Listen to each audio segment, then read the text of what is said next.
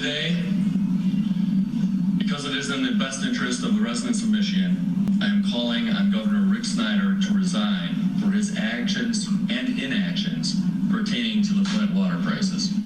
As presidential campaigns flood into Michigan right now for that state's big primary on Tuesday, if you pick up a local paper in Michigan these days, you're likely to see a headline like this. Don't ask what Governor Snyder knew, ask what he didn't. Ask why he didn't. That comes from Rochelle Riley of the Detroit Free Press. Joining us now is Rochelle Riley of the Detroit Free Press. Ms. Riley, it's really nice to see you. Thanks for being with us tonight. Thank you.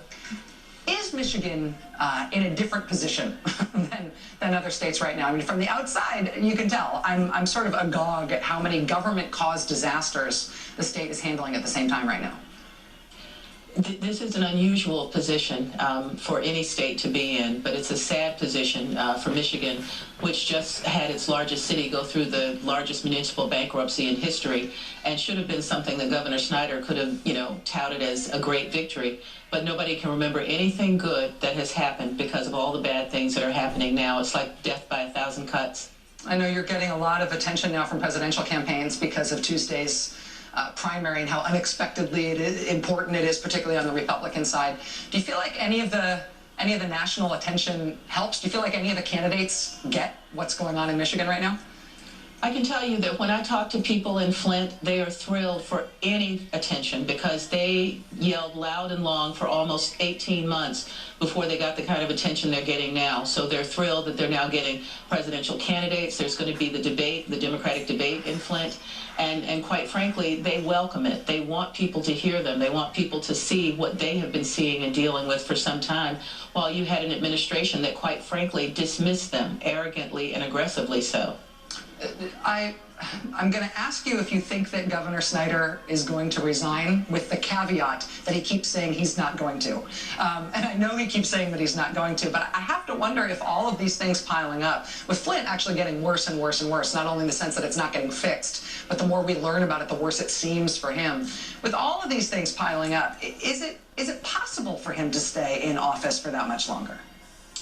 Well, there are three things that are true. Governor Snyder is either severely sinister or heartbreakingly naive, or just really is out of touch with what is going on. And I don't think he's going to resign. I think it's the kind of thing where he really thinks that this is his problem, that it was caused on his watch, and he's going to stay and try to fix it.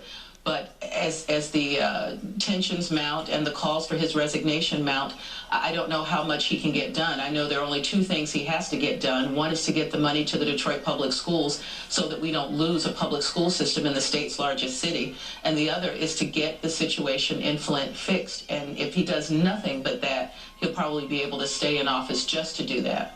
Rochelle Riley, columnist with the Detroit Free Press. Really enjoyed talking to you throughout our coverage of this story, and thanks for being with us tonight, Rochelle. It's great to see you. Thank you, Rachel.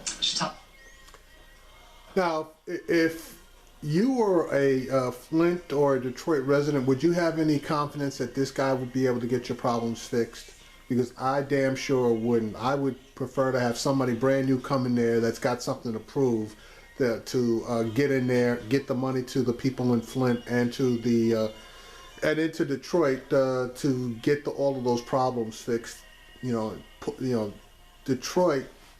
Michigan was operating with $1 billion surplus, so they need to get rid of those tax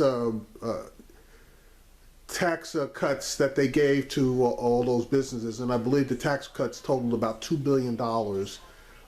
Get rid of those tax cuts, pull that money out, and start spending that money on the citizens that deserve it, especially in the cases where they actually created the problems.